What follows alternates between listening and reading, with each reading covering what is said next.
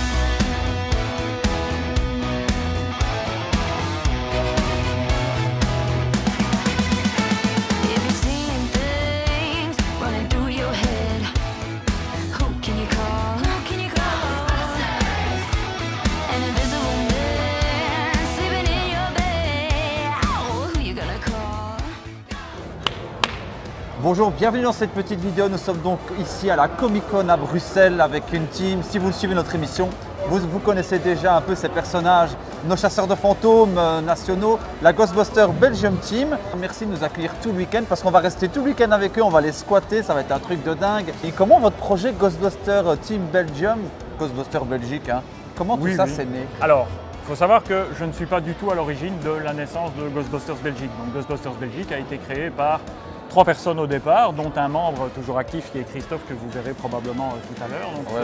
Ghostbusters Belgique a commencé à exister en 2010. Donc 2010, c'est le début de l'aventure avec quelque chose qui est évidemment très petit. Une petite table sur laquelle sont exposées 2-3 petites choses, donc des papiers, une petite réplique, un petit truc. Enfin bon, bref, c'était vraiment l'esprit de dire, ben voilà, on va refaire vivre à quelqu'un le souvenir d'un film qui a existé en 1984. Et c'est vrai que c'est un film qui a marqué quand même beaucoup de monde. Et donc du coup, ça a commencé comme ça. Une première année invité à une convention, une deuxième année invité dans une deuxième convention, toujours quelque chose de relativement petit. Et au fur et à mesure, il y a des gens qui sont venus se raccrocher à ce groupe-là et ça a permis d'exposer de plus en plus de choses. Moi, je suis arrivé en 2016 et en 2016, c'est clair que quand j'ai vu le potentiel que la franchise a, je me suis dit qu'il y avait un truc vraiment très sympa à faire et donc je me suis mis à fabriquer quelques petits objets un peu plus interactifs. Donc l'idée c'était de capter l'attention des gens et même ceux qui ne connaissent pas spécialement la franchise ou l'univers Ghostbusters. Et donc c'est là que ça a un peu dégénéré et qu'on a commencé à prendre beaucoup plus de place, à faire beaucoup plus de bruit, aux grandes dames de ceux qui sont autour de nous malheureusement. Mais c'est comme ça qu'on a commencé à développer ce que moi j'appelle le Ghostbusters Experience, donc de faire vivre vraiment des expériences interactives à ceux qui viennent nous rendre visite. Et depuis 2016, chaque année, on essaye d'augmenter la quantité d'objets qu'on propose et on est toujours à la recherche de nouvelles idées et on se régale des réactions en fait, des gens qui viennent nous voir si ça les fait peur, si ça les fait marrer, voilà. Donc tout en même temps des fois. Ou tout en même temps, oui. Tout en même temps. Est-ce que tu voudrais nous faire une petite visite guidée? Absolument. Nous présenter un petit peu, voilà. Un petit peu tout ce qui se passe ici. Sébastien, tu vas nous emmener un petit peu dans l'antre, un peu dans la caserne, hein. Exactement. Un peu dans votre caserne à vous, et nous expliquer un petit peu tous ceux qui viennent un petit peu à votre stand, à quel genre d'expérience ils doivent s'attendre. Allez, on te suit mon cher ami. Alors, il faut savoir déjà que chaque présentation est toujours différente. On essaye de ne pas faire 2 fois la même chose. Ça dépend de l'emplacement qu'on a. Ici, aujourd'hui, malheureusement, l'emplacement est un petit peu réduit par rapport à ce qu'on a l'habitude de faire. Mais il n'empêche qu'on a quand même déployé déjà pas mal de choses. Donc, le truc qui a clairement le plus de succès, ça reste le test ESP que vous avez tous les deux essayé, je pense déjà.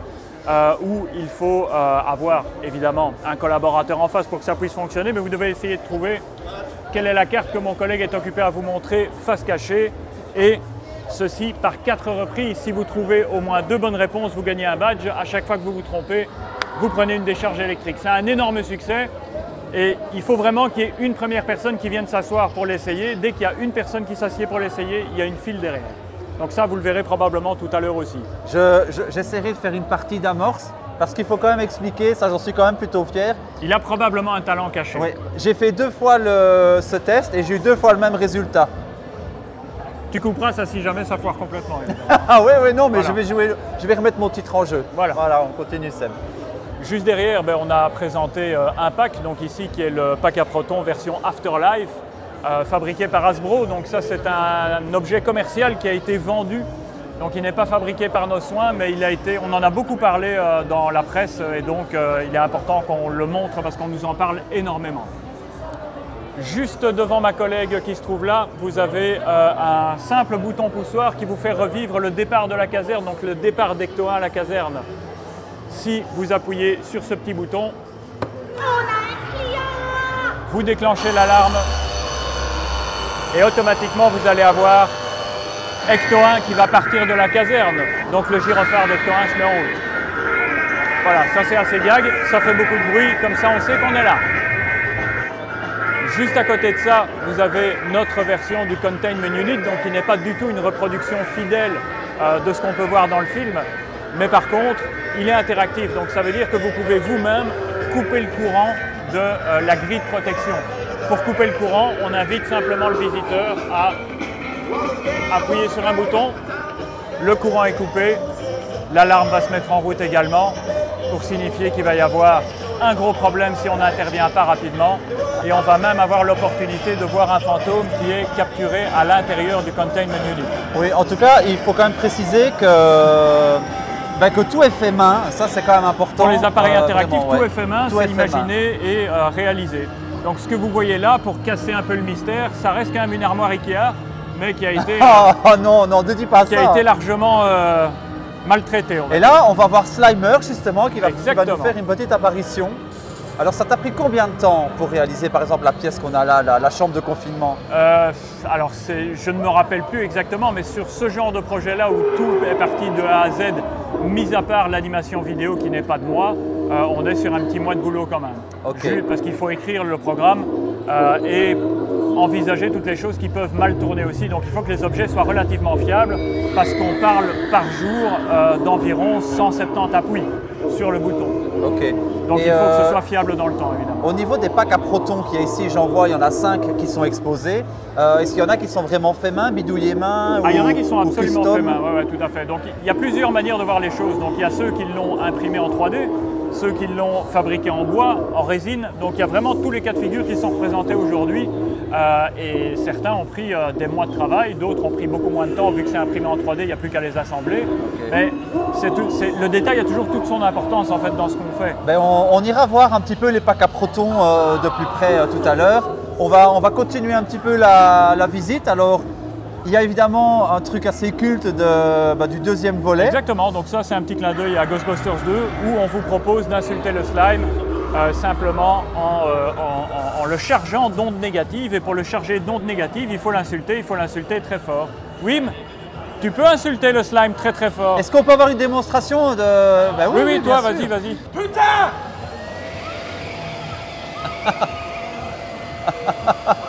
Donc du coup, le slime n'est pas content, le slime réagit, ça vous met une petite vidéo de la scène en question dans Ghostbusters 2. La scène culte, celle-là, celle du tribunal. Ouais, quand même, une scène culte. Ouais. Mais il a été très difficile de représenter ça sous une forme... ça a été très difficile de représenter ça sous une forme interactive.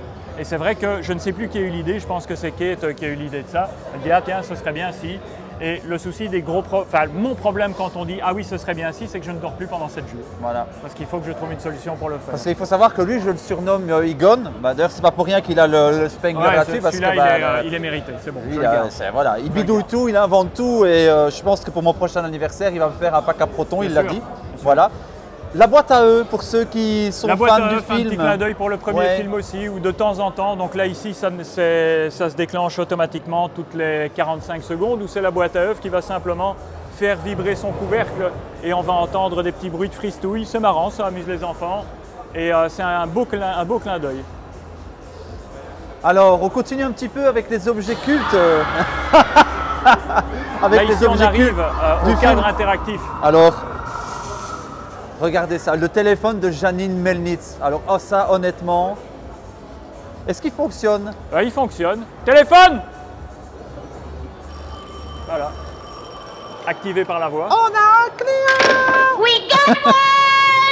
Donc ici, le téléphone sonne à intervalles réguliers et lorsque vous le décrochez, il y a vraiment quelqu'un qui est au bout du fil et qui vous donne des lignes de dialogue du film en français et en anglais.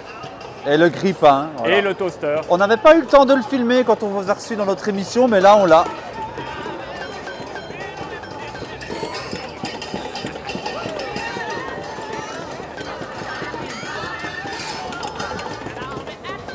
Oui, parce qu'il chante aussi le toaster, évidemment. Hein. Ah oui. Le toaster chante. Un toaster qui ne chante pas, c'est pas un toaster.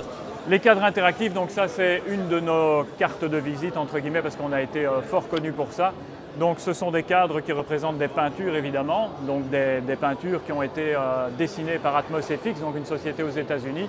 Nous, on a fabriqué le cadre, le mécanisme de déclenchement. Soit ça fonctionne lorsque quelqu'un se présente devant, ou ici en convention, c'est déclenché avec des télécommandes.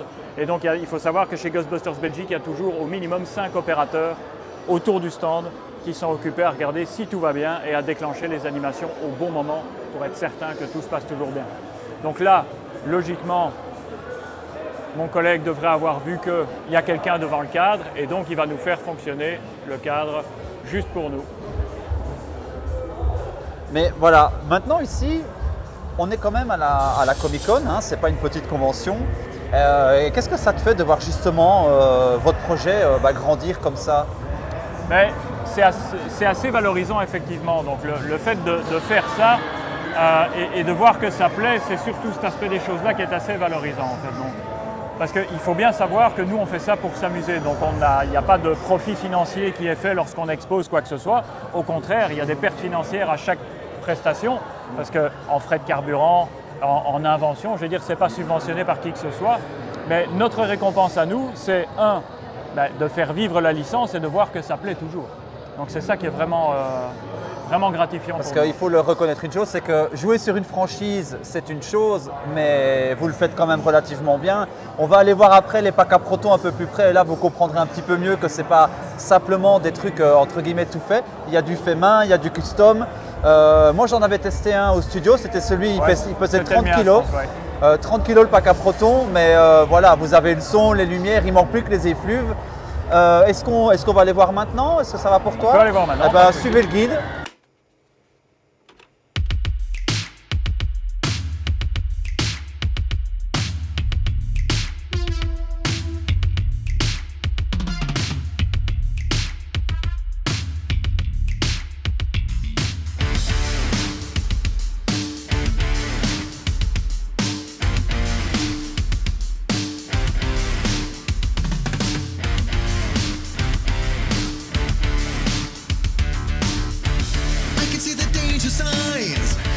Up from behind, kinda like someone's telling me what to say. Looks like you've lost control, something going on in your soul. I can see you coming from a mile away. Saving the day, saving the day. When you get to the point where it's driving you insane.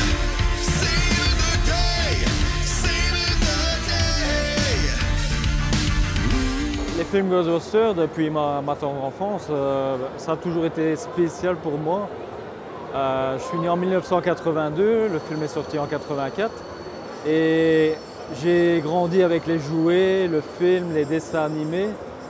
Pour moi, Ghostbusters, c'est un peu la nostalgie des années 80 avec les films et les effets spéciaux un peu homemade.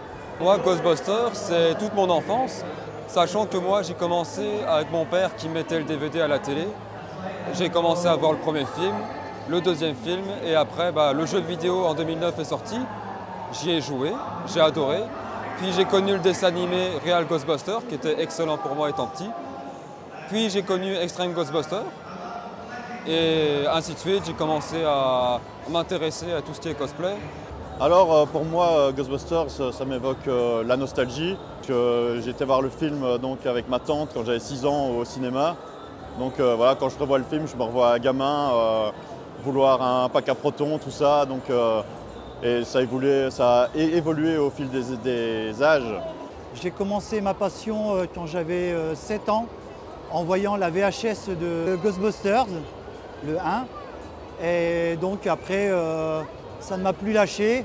Dans la cour des écoles, je jouais à Ghostbusters, le chasseur de fantômes. Et depuis, j'ai toujours rêvé de faire partie d'une franchise, de la franchise. Alors Ghostbusters pour moi, à la base, c'était une chanson surtout. C'est ce que je connaissais le plus. Et puis, j'ai découvert le film, j'ai appris à apprécier le film. et vraiment toutes les parties de rigolade dedans. Alors Ghostbusters pour moi c'est vraiment tout ce qui est ma prime jeunesse on va dire, c'est le début, la découverte de la science-fiction, c'est la découverte de la technologie et une passion qui allait bientôt naître pour tout ce qui était bricolage, électronique et tout ce qui s'ensuit. La genèse c'est vraiment ça. Cette chose a disparu dans l'adolescence pour revenir encore plus fort, arrivé à l'âge de 30 ans. J'ai vraiment revécu comme si je découvrais le film pour la première fois. Il y a certaines choses qui ne meurent jamais et Ghostbusters, ouais, c'est quelque chose qui reste ancré très loin dans la mémoire. J'ai rencontré le groupe Ghostbusters Belgique au Stuart il y a bientôt 2 ans. J'ai vu le film avec eux, hyper bien, on a tous lâché notre petite larme à la fin. Il faut savoir que moi directement, j'aurais posé la question s'il y avait moyen de les rejoindre. Et de là, mon aventure a commencé avec eux. Donc ici, ça va faire 2 ans et demi que je suis avec eux. Quand l'aventure continue, on est bien soudés, une grande famille.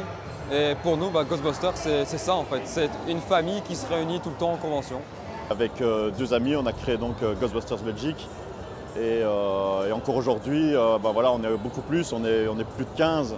Et c'est cette camaraderie maintenant, disons, quand je pense à Ghostbusters, je pense plus à de la camaraderie aujourd'hui et à de la nostalgie, quoi, voilà.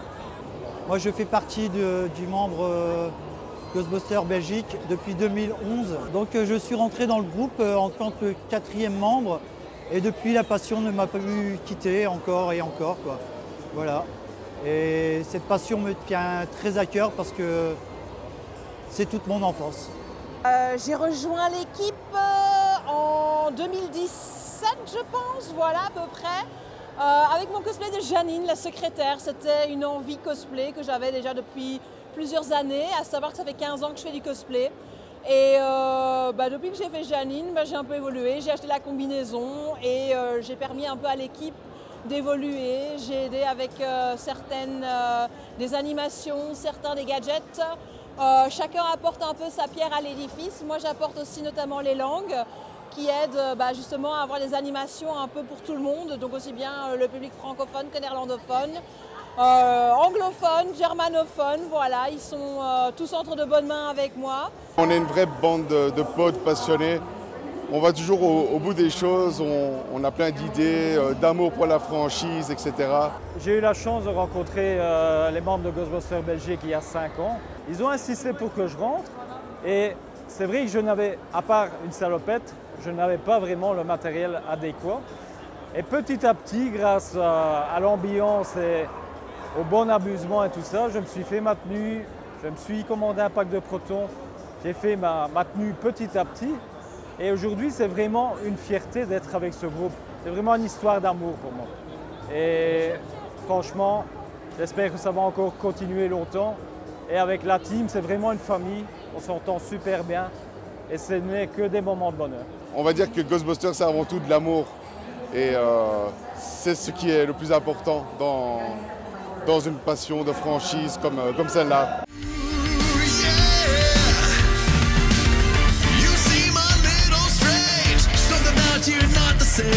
Nowhere to hide from the feeling running through my veins. Here comes a frightening truth. No way just ain't no use. Baby, if you got the will.